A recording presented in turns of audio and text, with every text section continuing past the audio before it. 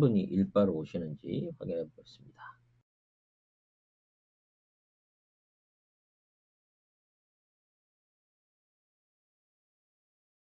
이제 신호가 왔는데 보통 신호가 이 정도 오면은 대부분 들어오시던데.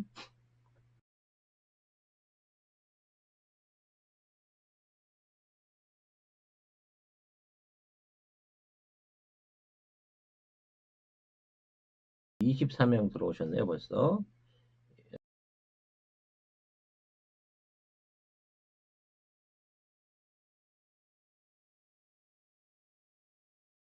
스위사이드 다이님, 네, 일바 오셨습니다.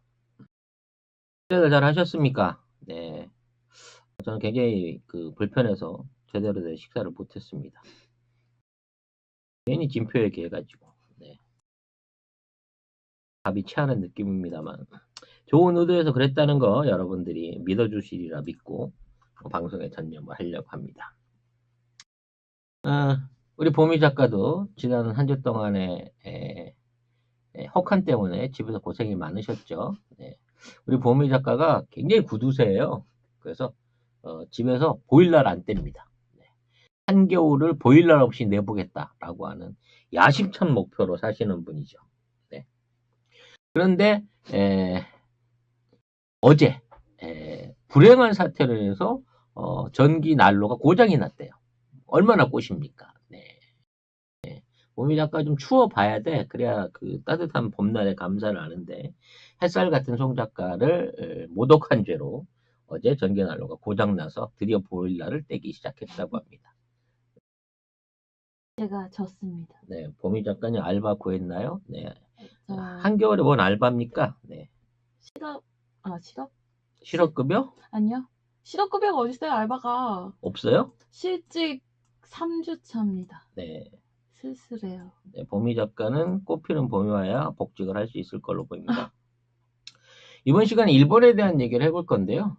일본 관련된 단신 조금 하고, 아무도 보도하지 않는, 한중 간의 이제 군사교류 확대에 대한 소식 조금, 그리고, 일왕가의 재산 형성에 대한 미스테리 얘기를 좀 해보려고 합니다. 네, 좋아요 한 번씩만 눌러주세요. 네.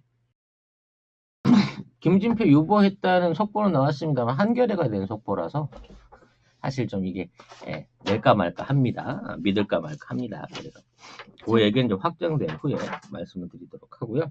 네, 이영환님 2만원 후원 감사드립니다. 그리고 잠깐요 이거. 네, 본격적인 방송 시작하도록 하겠습니다. 지난주 방송 중에 제일 열받았던 게 잠시만 제이선 형님께서 네. 네, 작가님 김진표 총리 청와대에서 재검토 들어갔어요 라고 하시네요. 네, 뭐 그 얘기가 속보로 떠서 제가 점심 먹는 사이에 속보로 떠서 제가 봤어요. 근데 한겨레가 보도했더라고요. 네. 왜요? 한겨레가 왜요? 한겨레 소식은 요새 뒤가 맞는 경우를 별로 보질 못했어요. 네. 아무튼 재검토를 통해서 새로운 인물이 지정될 수 있다고 하면 좋겠습니다만 만일 김진표가 아니라면 이낙연 총리 유보가 유일한 답이 아닐까 싶은 걱정이 좀 됩니다. 지금 입장에서는. 자, 거기 관련된 소식을 좀 더 들어보시고 나중에 얘기해 보기로 하겠습니다. 지난주에 이제 유니크로 관련 속보 얘기 있었죠. 불매 관련된 속보. 네, 보도 있었는데 유니클로가 히트텍으로 한판했다 막 그러면서 광고를 신나게 때렸어요. 네. 그러면서 뭐 한국인들의 냄비 근성을 비웃고 있다. 뭐 이런 아주 지랄 같은 방송들에 대해서 여러분 화내실 필요 없습니다 그랬는데 거기에 대한 물리적 증거가 나왔죠. 네. 카드 매출 올라온 걸 쭉 봤더니 꾸준하게 유니클로가 전년도 대비해서 60% 정도가 매출이 떨어진 상태. 그러니까 60%를 매출한 게 아니라 40%로 매출이 떨어졌다는 거죠. 아니 40%대 매출 감소를 이미 보이고 있다는 거죠.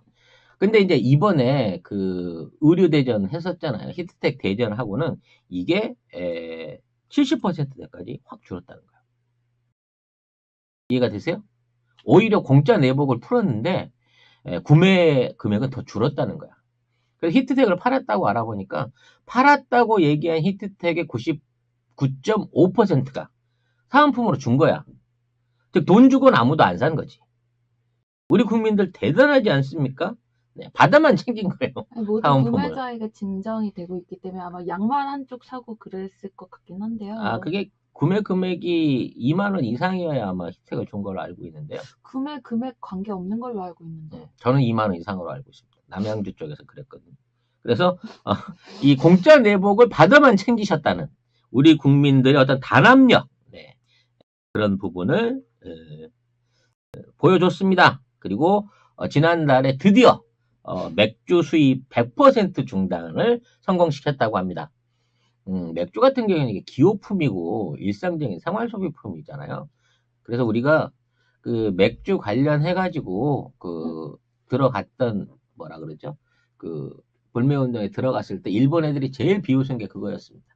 맥주는 니들 못 건드려. 이미 맛이 중독이 됐잖아. 일본 맥주에. 점유율 1위 하던 일본 맥주를 니들이 안 먹고 버틴다고? 라고 했지만 불과 1년 만에 완전 빵 퍼센트. 진짜 한 캔의 맥주도 들여오지 않는 엄청난 불매의 단합력을 보여줬다는 거죠. 그러니까 이 유니클로 새끼들이 우리한테 정신승리를 해서 사기를 친 거예요.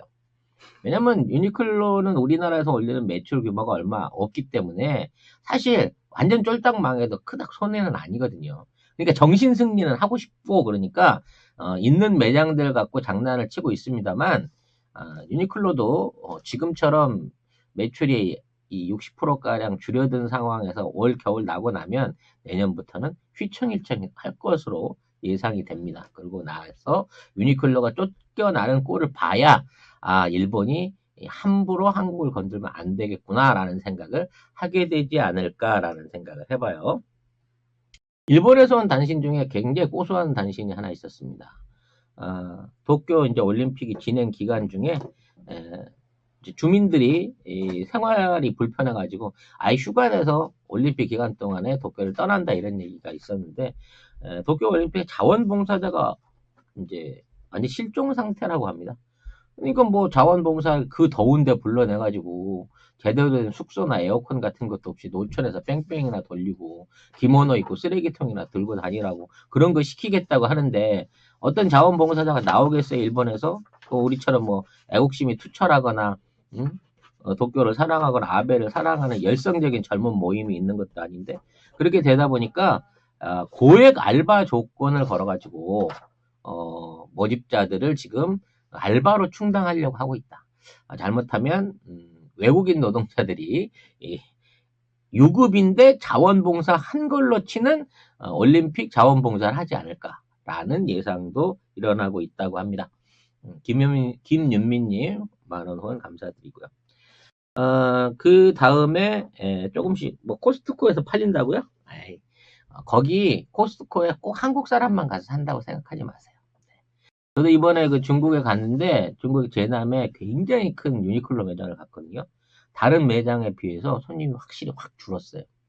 그러니까 한국에서 그 판매, 그러니까 일종의 그 판금을 하고 있다, 불매 운동을 하고 있다는 소식이 퍼지면서 이 중국 쪽 그 젊은이들 SNS를 통해서도 한국은 이렇게까지 일본하고 전쟁을 하고 있는데 우린 너무 지금 자세가 흐릿한 게 아니냐라고 하는 비판이 일면서 일본 내 유니클로도 지금 매출이 줄어들고 있다고 합니다. 그러니까 한국 안에서 매출 회복이 안 되면 이 운동이 중국까지 전파될 위험이 있는 거죠. 근데 또 반면에 파나소닉은 또 대만 기업에 팔렸잖아요. 그렇죠. 파나소닉 반도체가 67년 만에 사업을 접었죠. 네. 이렇게 되면 이제 일본은 반도체 관련한 반도체 그 완성품 생산에 관련해서는 100% 손을 떼게 되는 상황이 되는 거죠. 이거 이제 우리나라 반도체 수출 규제할 때 제가 늘 드린 말씀이 전 세계에서 반도체를 제일 많이 만드는 국가를 상대로 수출 규제 원료나 그 부품을 수출 규제하는 게 그 명분이 되겠니? 니네들이 더 혼나지? 그랬는데 여기에 대한 제대로 된 피해를 지금 보고 있는 것이죠. 근데 뭐 일본이 원래 만드는 반도체라는 게 물론 고성능 반도체라고 해갖고 자국 내에서 수요가 일부 있어갖고 진행을 하긴 했었습니다만 크게 원래 메모리 쪽에서는 비중이 없던 차원이거든요. 그래서 일본도 사실은 시스템 반도체 제작을 위한 파운드리 사업이라든지 국내에서 제작을 해줄 수 있는 공장이 필요한데 이거를 이제 없애진 않은 거예요. 대만계 업체한테 넘겼다는 거거든.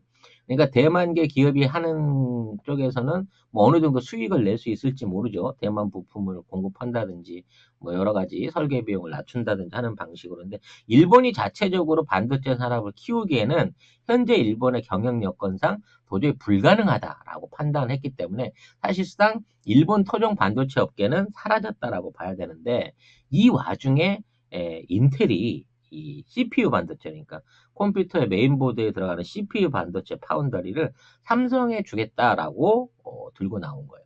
이게 오히려 더 일본에는 더 충격적이라는 거죠. 왜냐면 이제 이게 어차피 가더라도 대만으로 가야 될 부분인데 대만에 있는 파운드리 업체가 아닌, 이게 인텔이 실제 이제 대만의 TCMA죠. 네, 대만 실리콘 이쪽 TSMC. 대만 실리콘 이쪽에다가 그 사장도 그 실리콘밸리 출신을 세웠고 거기에 투자를 많이 해서 파운드리를 그쪽에다 몰아주다시피 했었는데 최초로 굉장히 고사양의 CPU 반도체를 인텔이 삼성에게 의뢰하기 시작했던 얘기는 삼성의 미국 진출이 실제 얼마 남지 않았다라고 보는, 제가 언제 방송에서 말씀드렸던 수순이 이어지고 있다고 봐지는 것 같아요. 이제 메모리 램의 수요는 이제 갈수록 줄어들게 됩니다. 왜냐하면 가면 갈수록 메모리 용량이 커지고 메모리와 시스템 반도체를 이렇게 합치는 하이브리드 형태의 메모리로 돌아가게 될 거예요. 그리고 늘 말씀드리지만 5G 통신이 빨라지면 빨라질수록 컴퓨터나 단말기가 갖춰야 될 메모리 성능은 점점 떨어지게 됩니다. 오히려 이제 그것들을 운영하는 서버 쪽에 메모리들이 몰려가게 되거든요. 뭐 이러한 여건을 봤을 때 앞으로 메모리 반도체 시장은 이제 줄어들고 시스템 반도체가 늘어날 건데 이게 삼성 쪽에 파운드리까지도 몰려가고 있는 현상이 일어나고 있다는 거예요. 늘 얘기하지만 삼성에서 입금을 안 해줘서 좋아하진 않습니다만 그래도 어찌 됐거나 우리 기업이 반도체 사업이라고 하는 전 세계에 있는 굉장히 중요한 사업군 중에 중심 메카로 자리를 잡고 있고 이로 인해서 미국과 중국의 균형자 역할을 할 수 있을 만큼 경제 외교적으로 중요한 역할을 독점했다는 부분 안에서는 어느 정도 이해를 해야 될 것 같고요. 최근 들어 이제 증권계에서 내년도 삼성 전망 실적을 놓고 삼성이 극상친다, 삼성을 지금 살 때다라고 설레발을 치고 있는 방송들을 꽤 많이 보고 있습니다. 아무튼 이제 파나소닉은 일본 내에서 마지막까지 어떻게든 그 회사를 살려보려고 했습니다만 작년 2018년 영업 손실만 한 2,400억 이상을 받고 올해는 그보다 이게 더 심해져서 사업을 접은 게 아닌가라는 생각을 해보게 됩니다. 아무튼 일본의 반도체 산업이 완전히 마무리됐다는 건 현재 이제 반도체 재료와 소재에 대한 국산화가 이루어지고 있는데 일본 이제 불화수소 업체라든지 이 폴리아미드계 그러니까 필름 만드는 업체들이 이미 한국 공장을 선언을 했고 한국이 이 공장 이전을 하게 되면 어디든 따라가겠다. 우리는 한국 기업만 보고 살겠다라는 얘기를 하고 있는 상황인 거예요. 그리고 실질적으로 일본 안에서 반도체 제품에 대한 수출입 규제는 완전히 끝났다.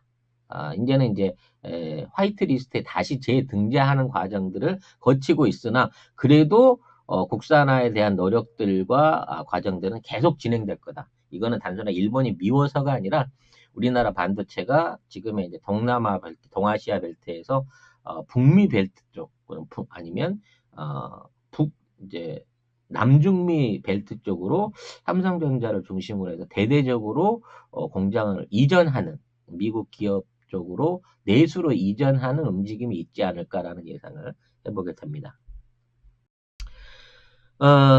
일본 아이돌들이 지금 동남아 남방외고 신남방외고로 털리고 있는 동남아를 재진출하기 위해서 새로운 출사표를 내놨습니다.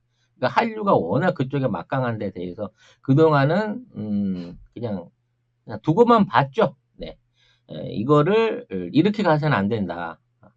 BTS를 잡아야 된다. 한국의 아이돌들을 잡아야 된다. 그래가지고 일본의 이제 최고의 연예 기업이죠. 다니스가 나서서 자국에 있는 연예인들 데리고 동남아 순회 공연을 하겠다라고 하는 거창한 프로젝트를 내놨습니다. 이런 이제 어떤 동남아에서 일본의 문화적 영향력, 경제적 영향력이 줄어들고 있는 데 대한 일본 정부의 등 떠밀기 같아요, 사실은. 얘네들이 그냥 자국 돈 갖고 하는 게 아니라 국가 예산으로 얘네들의 그 홍보 활동, 그러니까 일본 기업들의 일본 그 연예인들의 동남아 진출을 적극 지원한다고 합니다. 근데 그럼 진지게 할 거지 왜 그럼 그동안은 안 했는데 라는 원인을 찾아보게 되는데요. 일단은 그동안 이제 생각을 잘못한 거죠. 이게 이제 가장 대표적인 한국과 중국의 이제 중국이래 일본의 연예계 사이에 이만한 격차, 진출 격차가 벌어져 버린 원인에 대해서 우리가 이해를 해봐야 되는데요. 이게 가장 큰 게 유튜브하고 SNS 활동입니다. 가장 단적으로 말하면 일본은 유튜브나 SNS를 통해서 자국 연예인들의 비디오라든지 초상권이 나가는 거를 철저하게 금지했어요. 그러니까 아예 이러한 홍보 활동을 하질 않았던 거죠.